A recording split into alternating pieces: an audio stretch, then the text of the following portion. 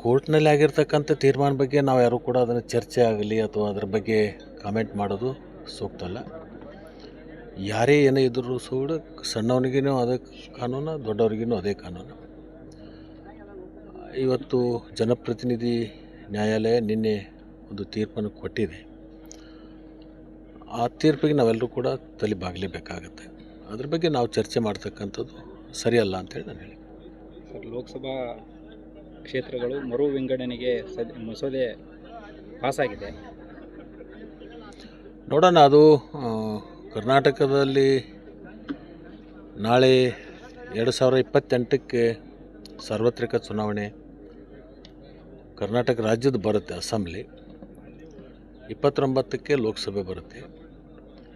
ಈ ಪುನರ್ವಿಂಗಡಣೆಯನ್ನು ಕೇಂದ್ರ ಸರ್ಕಾರದ ಒಂದು ಜವಾಬ್ದಾರಿ. ಅದು ಅದನ್ನು ಅಸೆಂಬ್ಲಿಗೆ ಮಾಡ್ತಾರೋ ಅಥವಾ ಲೋಕಸಭೆಗೆ ಮಾಡ್ತಾರೋ ಅಂತಕ್ಕಂಥದ್ದು ಇನ್ನೂ ಗೌಪ್ಯಿದೆ. ನಮ್ಮಲ್ಲಿ ಲೋಕಸಭಾ ಕ್ಷೇತ್ರ ಕೂಡ ಹೆಚ್ಚಾಗ್ತಾವೆ ಅಂತಕ್ಕಂಥ ನಿಮ್ಮ ಮಾಧ್ಯಮದ ಮುಖಾಂತರನೂ ಕೂಡ ಈಗಾಗಲೇ ನಾವು ನೋಡಿದ್ದೀವಿ. ಅದು ಅಸೆಂಬ್ಲಿಗೆ ಅದನ್ನು ಅನ್ವಯ ಆಗುತ್ತೆ ಅಥವಾ ಲೋಕಸಭೆಗೆ ಅನ್ವಯ ಆಗುತ್ತೆ, ಕಾದು ನೋಡಬೇಕು. ಬಟ್ ಅದು ತೀರ್ಮಾನ ಆಗಿರ್ತಕ್ಕಂಥದ್ದು ಒಂದು ದೃಷ್ಟಿಯಿಂದ ಒಳ್ಳೆಯದು ಅಂಥೇಳಿ ನನ್ನ ಭಾವನೆ.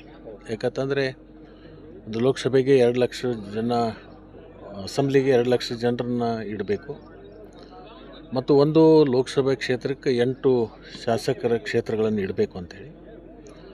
ಹೀಗಾಗಿ 16 ಲಕ್ಷಕ್ಕೆ ಅದನ್ನು ಸೀಮಿತ ಮಾಡಬೇಕು ಅಂತಕ್ಕಂಥದ್ದು ಮತದಾರನ ಒಂದು ಚಿಂತನೆ ಈಗಾಗಲೇ ಅದು ಪಾಸಾಗಿದೆ. ಅದರ ಜೊತೆಗೆ ಮಹಿಳಾ ರಿಸರ್ವೇಷನ್ನು ಕೂಡ ಈಗಾಗಲೇ ಪಾಸಾಗಿರ್ತಕ್ಕಂಥದ್ದು. ನನಗನ್ನಿಸುತ್ತೆ ಎಷ್ಟು ಮಹಿಳಾ ಕ್ಷೇತ್ರಗಳು 33% ಆಗಿದೆ, ಅಷ್ಟು ಲೋಕಸಭಾ ಕ್ಷೇತ್ರಗಳು ಹೆಚ್ಚಾಗ್ತಾವೆ ಅಂತಕ್ಕಂಥದ್ದು ನಮಗೆ ಮೇಲ್ನೋಟಕ್ಕೆ ಕಾಣುತ್ತೆ. ಅದಾಗೋದ್ರಿಂದ ಜನಪ್ರತಿನಿಧಿ ಆದವರಿಗೆ ಸ್ವಲ್ಪ ಕೆಲಸ ಮಾಡಲಿಕ್ಕೆ, ಓಡಾಡಲಿಕ್ಕೆ ಒಂದು ಅನುಕೂಲ ಆಗ್ತಿದೆ ಅಂತ ನನ್ನ ಭಾವನೆ. ಯಾಕಂತಂದರೆ ಮತದಾರ ಕ್ಷೇತ್ರ ಭಾಳ ದೊಡ್ಡದಾಗೋದ್ರಿಂದ ಜನರ ಸಂಪರ್ಕ ಆಗಲಿ, ಜನರನ್ನು ಭೇಟಿ ಆಗೋದಾಗಲಿ, ಮತದಾರರಿಗೆ ಭೇಟಿ ಆಗೋದಾಗಲಿ ಸ್ವಲ್ಪ ಕಷ್ಟ ಸಾಧ್ಯ. ಅದು ಜನಸಂಖ್ಯೆ ಕಡಿಮೆ ಆಗೋದ್ರಿಂದ ಸ್ವಲ್ಪ ಜನಸಂಪರ್ಕಕ್ಕೆ ಅದು ಅನುಕೂಲ ಆಗ್ತದೆ.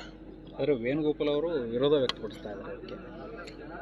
ಈಗ ವಿರೋಧ ಪಕ್ಷದ ಮೇಲೆ ಕೆಲವೊಂದು ಅವರವರು ಇಚ್ಛಾನುಸಾರ ಕೆಲವೊಬ್ಬರು ಅವರ ತಾತ್ವಿಕ ಏನು ಸಮಸ್ಯೆ ಇದೆ ಅನ್ನೋದು ಅವ್ರನ್ನ ಕೇಳಬೇಕಾಗ್ತದೆ.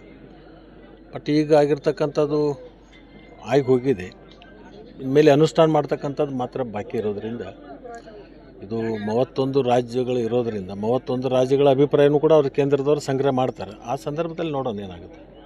ನಿರ್ಭೀತ, ನಿಷ್ಪಕ್ಷಪಾತ, ವಿಶ್ವಾಸಾರ್ಹ ಸುದ್ದಿಗಳಿಗೆ ಮತ್ತೊಂದು ಹೆಸರಾಗಿರುವಂತ News18 ಕನ್ನಡ ಈಗ ಆಪ್ನಲ್ಲೂ ಲಭ್ಯವಿದೆ. ದಯವಿಟ್ಟು ಇಲ್ಲಿರುವ QR ಕೋಡ್ ಅನ್ನ ಸ್ಕ್ಯಾನ್ ಮಾಡಿಕೊಂಡು ಆಪ್ ಅನ್ನ ಡೌನ್ಲೋಡ್ ಮಾಡೋದಕ್ಕೆ ಮರಿಬೇಡಿ. ನಿಮ್ಮ ಬೆಂಬಲ ಹೀಗೆ ಸದಾ ನಮ್ಮೊಂದಿಗಿರಲಿ. ಧನ್ಯವಾದ.